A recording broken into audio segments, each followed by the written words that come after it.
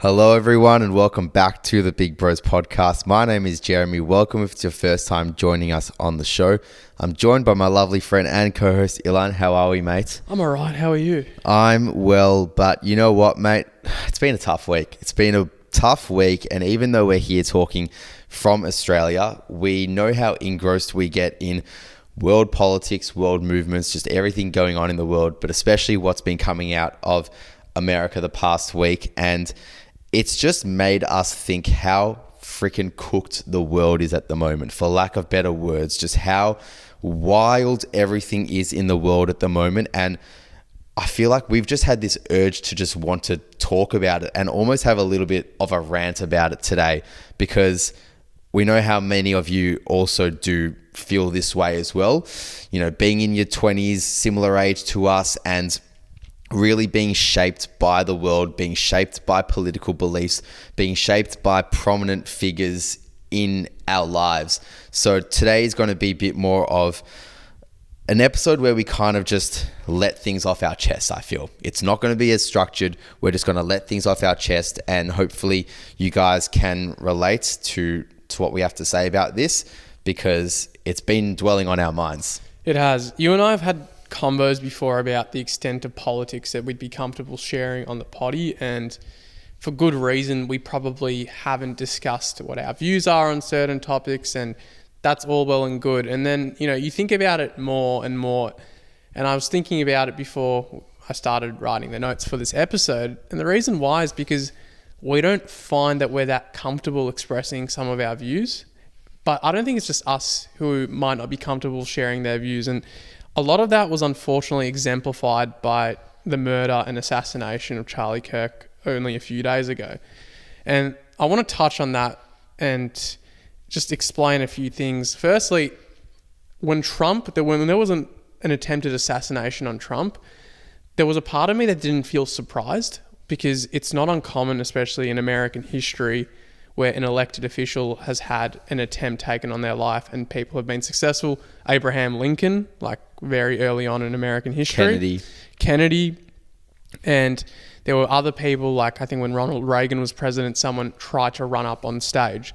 So when they fired a bullet at Trump last year and it missed him narrowly, there wasn't a part of me that was surprised. It was more like, well, that's kind of the price you pay when you enter politics. The thing is, I think what kind of messes with me a little bit is the fact that Charlie Kirk, and I'll just say it from the outset, I didn't agree with everything that he said. There were a lot of things I disagreed with him on, but there were a lot of things I did agree with him on, and I'm not ashamed to admit that. Same here. Absolutely. But he was a political commentator. He wasn't a politician. He wasn't an elected official. He dedicated a lot of his work to going to college campuses, having good faith debates. Whilst other people might say they weren't good faith, they were. And you don't have to be a political commentator or or have a good understanding of how good conversations work to understand that I think he came from a very good place. He was a very spiritual man that was informed by his religious beliefs, but ultimately he was a political influencer. And the reason I'm bringing that up is, if someone like that had his life taken for merely expressing his views in a productive conversational setting on college campuses, where, you know, these environments should be the places where you exercise your views in the arena of idea versus idea, and then your life gets taken. Like he said, when we stop talking, when conversations stop, bad things happen, violence happens. And I think that's what's kind of scared me. It's moved me. And, you know, beyond everything, this guy had 2 kids and a wife, and to see, and we'll talk about it as well, and, you know, you've got some strong opinions as I do, but some people's reactions to it, and just, you know, some people on the very far left almost celebrating, not almost, vehemently celebrating. Absolutely.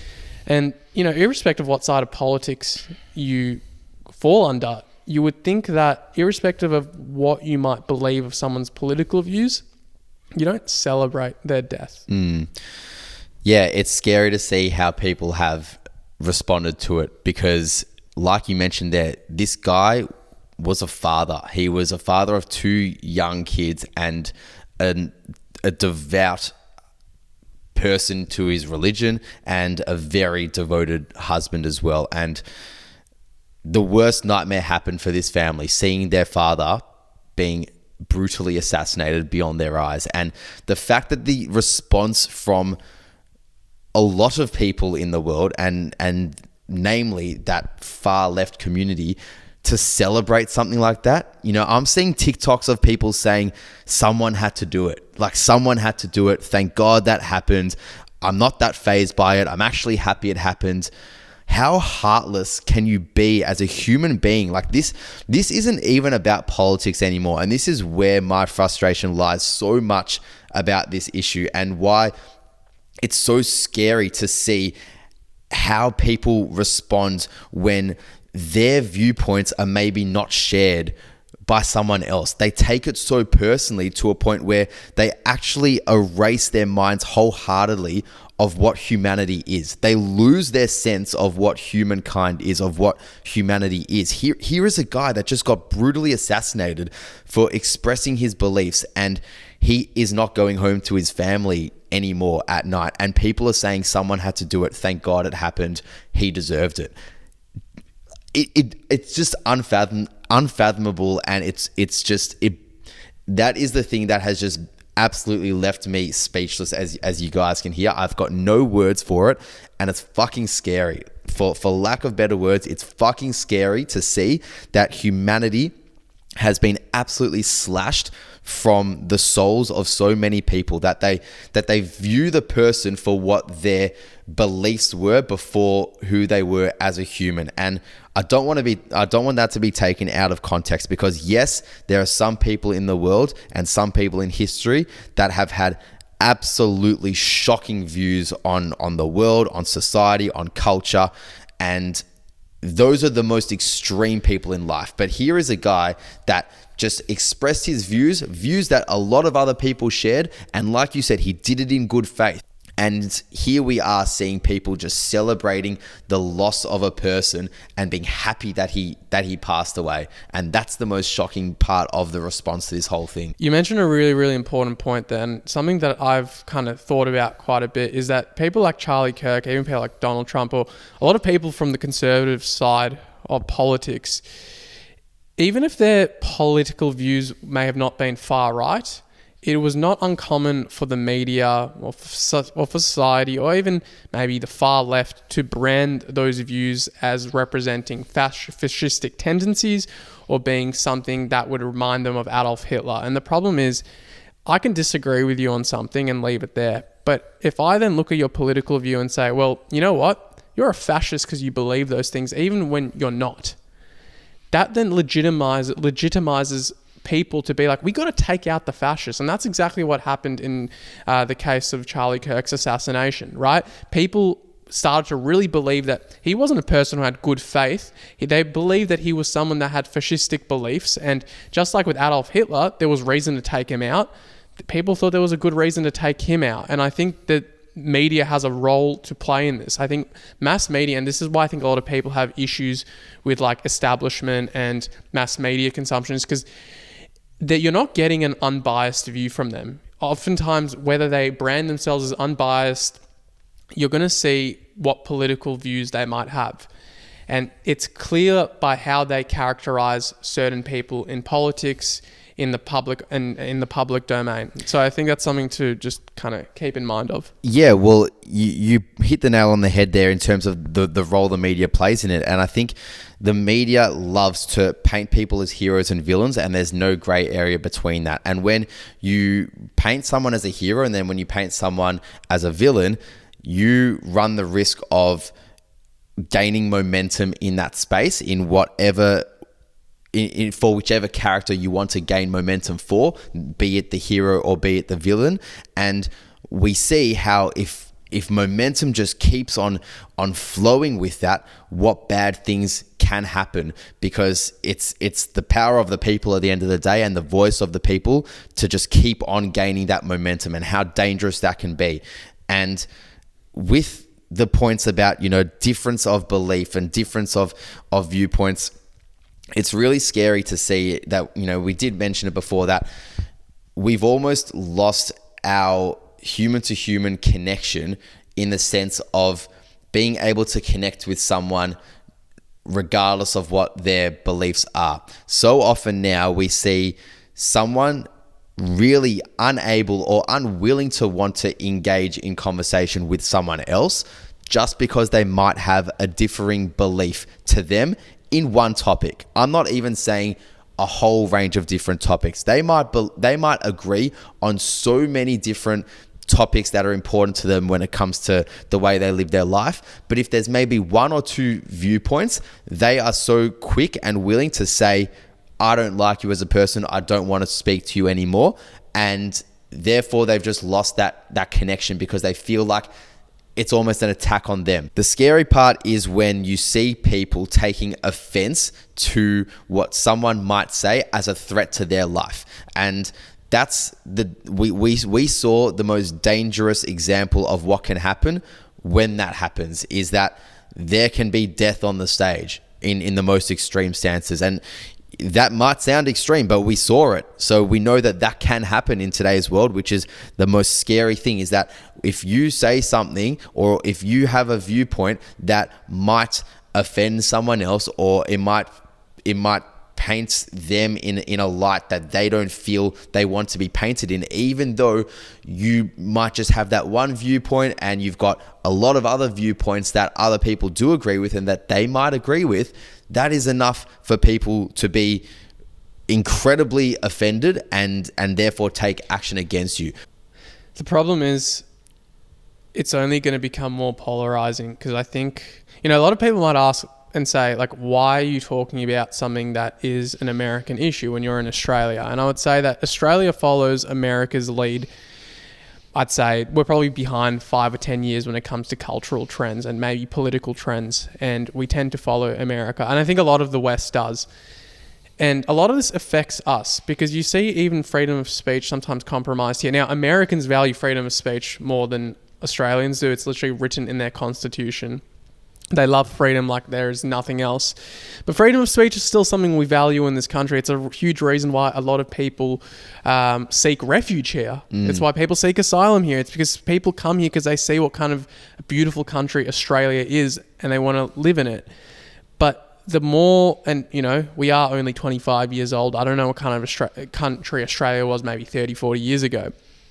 But it's not the same, and culturally it's not the same, and perhaps the things that we are afraid of sharing weren't really taboo topics maybe 10, 15 years ago. Like, I mean, if you went to a university here in Australia and you said, yeah, I actually like Charlie Kirk, or I agreed with 95% of what he said, even if you said you like the guy and maybe you have your disagreements with him, as I do, you would get so much flack, you would get so much criticism. And that's probably more of an indictment that just a lot of young people tend not to have much diversity in their political beliefs. It's not an uncommon thing. And I think that's a product of just the institutions that we go to. Now, a lot of people will say, well, it's just more of a progressive culture. And I think that definitely has a part to play. But I'd also say that a lot of institutions nowadays, there's not as much bipartisanship. A lot of institutions tend to lean more left. So naturally, your education, your resources that you're exposed to will be more left, and chances are if that's all you're exposed to, that's going to form your beliefs. And let's say you don't have because we always say that politics are a reflection of your values, right? Let's say you've just finished school and you're still developing what you value in this world.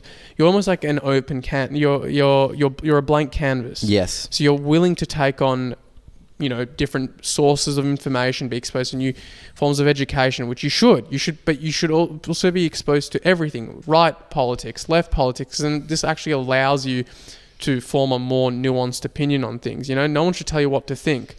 But I think nowadays, especially people in our generation, where we're fed a funnel of information that isn't diverse enough, and it claims that it is diverse enough, but if you are slightly questioning of the narrative that you're sold, it is very easy for you then to be branded as a right-wing nut job or as someone who is holding very extremist views. And chances are you're not, but you're very afraid to actually communicate that. And I think a lot of our friends feel this way. I think a lot of people do. That's why there's a whole idea of silent majority. And you saw it in America. It's a huge reason Trump won was because of that. it's because there's a lot of people that were very afraid to share their views, but there were so many of them. And, you know, that's why I think Charlie Kirk was so powerful for Trump. It's because he galvanized that supporter base, because he knew there was a silent majority, and he tried to lift the taboo of being like, you don't have to shield your conservative views. Yeah, exactly right. I think that's a big point, and you made one there as well about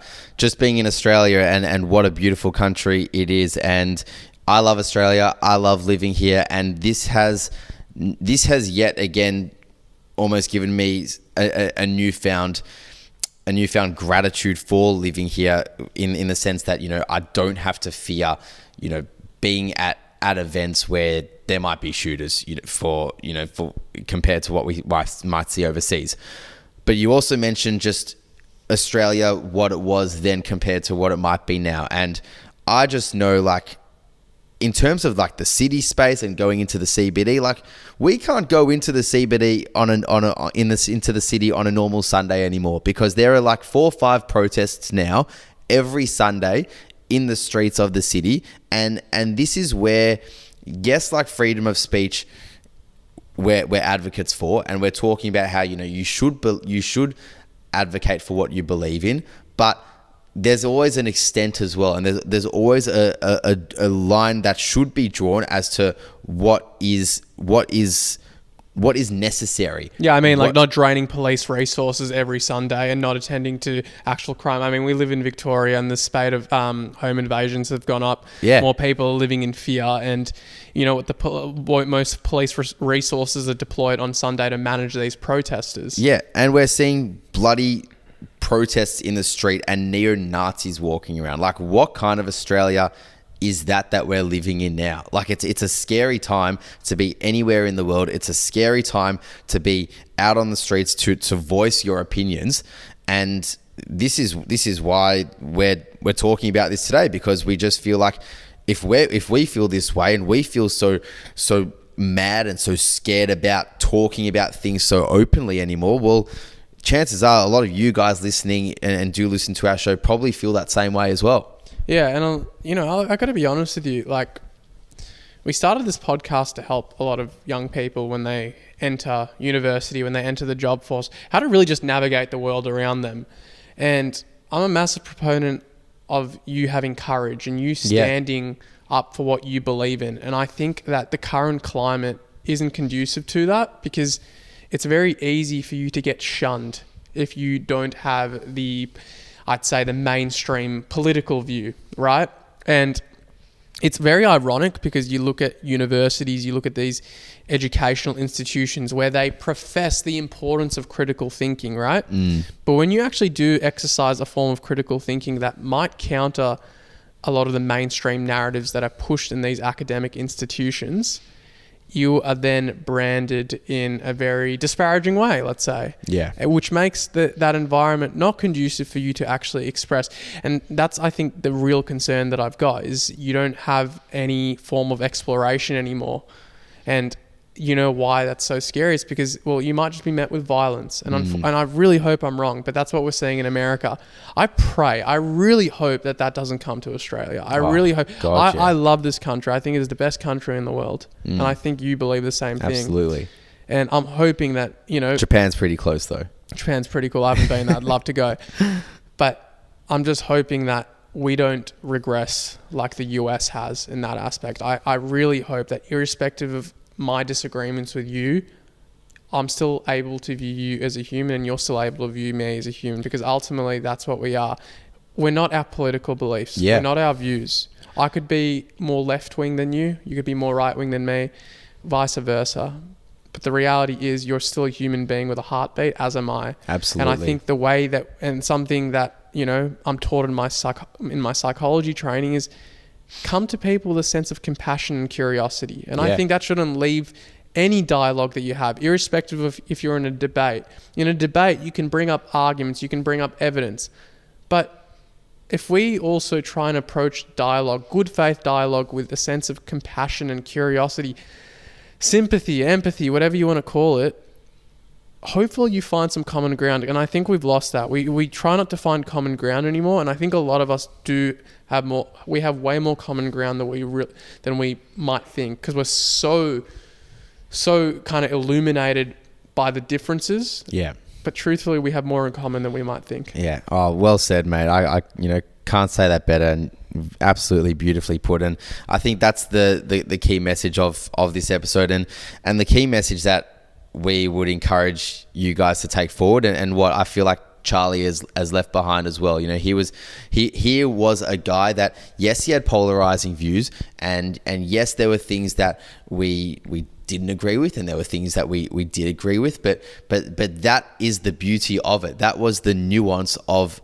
the human that we liked. That, here is a guy that we didn't agree with everything he said, and that is okay, and that is life. Because when will you ever come across a human being in life that you agree with absolutely everything they say? And if you do, how fucking boring is that? There is nothing to actually discuss there. There is no wonder and no curiosity and no questioning in your conversation. So take this as almost a propulsion going forward, that you will meet people in life that you won't agree with everything they say. It doesn't mean you should pigeonhole them as a person for a particular political belief. It doesn't mean they're a good person or a bad person.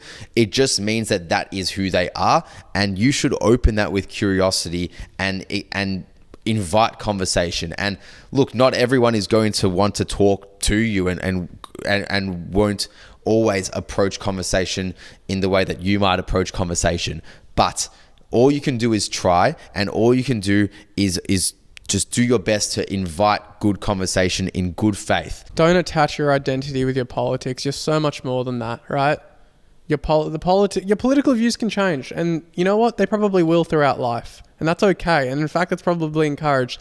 The things I used to believe when I was 15 or 16 is very different to the things I believe now, and they've developed. And I'm glad to admit a lot of those things have, but they happened as a product of conversation. Yeah, as that's being right. That's the point. There's people I learned from where I was like, maybe I am wrong about this, but you know what? I'm not going to take it to heart, because these politics don't represent who I am. Who I am represents who I am, and it sounds a bit oxymoronic, but if I value being a good human being and being compassionate, empathetic, respectful, loyal, those things are way more important to whether I believe that Australia should have a tax rate cut or increased tax for the sake of supplementing a social service, as an example. That's way less important than the values I choose to embody. Yeah. And never meet it with violence, because when you meet it with violence, bloody look what happens. So people. Sorry, just to cut you off there. That's where we can go down the route of fascism. And a lot of people might want revenge, and there's a lot of people on the right who'd want to call for violence for people on the left. No, you're genuinely not you are stooping down to that level. Yeah, you can't be like that, irrespective of where you are. Dialogue and democracy needs to prevail. And you know what? We get taught this as young kids from our parents, or you would hope that you get taught this at least, is that if you do disagree with someone, if you are in a bit of a fight, just don't meet it with violence. Just use your words to get yourself out of it. Just use your words to talk about it.